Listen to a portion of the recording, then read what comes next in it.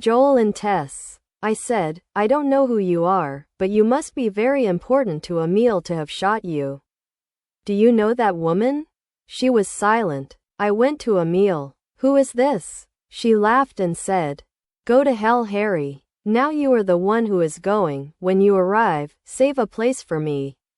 Your body will be left in this rain and may become prey for wild animals. Too bad wolves are not scavengers. I pointed the gun at her and fired.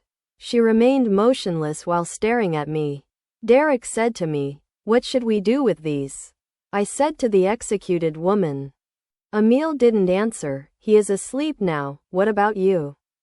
You are very annoying. You are both trained and seem experienced. Maybe I will kill you one day, if I find out who you really are. But for now we can work together. My name is Lara. I laughed and said, It's a good start. Do you know her? She shook her head in denial. I turned to the woman and asked, What's your name? Anissa. It's not like the rain did its job. Get in the car. I don't like this situation here. I looked at Emeil's wide, staring eyes for the last time, and after a while we set off. After the nuclear war, many places had become ruins or were razed to the ground. The luck I had brought was that during the conflict and explosion, I was trading in the far west. After those strange diseases, the world I knew had become something that was promised in the ancient and holy Bible, hell in every sense. I never understood which sect Emeil belonged to. Everything was fake and fake. Joel and his girlfriend Tess had stolen and sold my weapons from a dealer named Natty in one of the deals. I had built my base in a power plant. And I had expanded its borders over time. When we entered, we walked through the streets that were created by building houses with tin and wood to the building that was now located on the corner of the power plant and stopped in front of it. I said, Welcome to my house. We entered the building. Anissa was holding her broken arm with her good hand so that it would not move and cause her pain. I called the base hospital. After a while, the medical team came for Anissa and took her to the hospital. Joel was sitting on the bed in the room. Tess took the surgical blade from the table and came to him. She pressed gently on the skin of her arm and the place where the bullet had hit. She asked, Do you feel anything? Very little. Tess nodded. She had tied Joel's hands tightly to her body with a cloth so that he could not move his hand. She moved the blade on her body and cut it. Blood flowed. When she was sure of the size and depth of the gap, she went to the bullet with tweezers and after a while pulled it out and threw it into a metal container.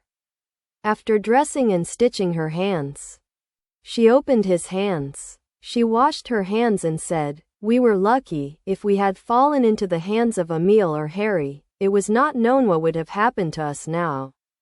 God knows. But a real treat awaited us. Electric shocks, beatings, whips and hanging from the ceiling. Tess laughed and said, You have a delicate mind. Yes, a detailed treat, but we have to find a job again. Whatever it is, we need money and food. Then he looked at his shirt and jeans, which were torn in places and he had patched them, and continued, Everyone who sees me, either says how lucky you are, or they think I'm a beggar and a street woman. They offer me to be with them in exchange for money and food. I came to this day because of the fight and the escape. Joel looked him over and said, Are you up to your neck in everything? Try this one thing too. I'm not a prostitute. Even if I die, what are you doing? Many people have said that. Joel, be careful what you say. We'll find a job, a good deal, from human trafficking to whatever you ask of us, the last and forced prostitution. Now, talk to your friends, see what's in store for us. Suddenly Tess put her hand on her stomach and bent over and groaned.